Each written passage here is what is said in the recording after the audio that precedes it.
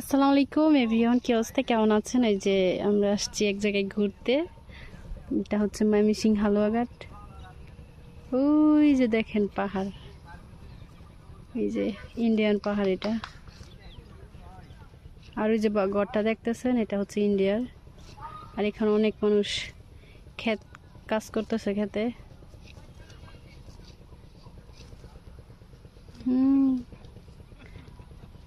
এটা হচ্ছে বাংলাদেশ, বাংলাদেশ আছে।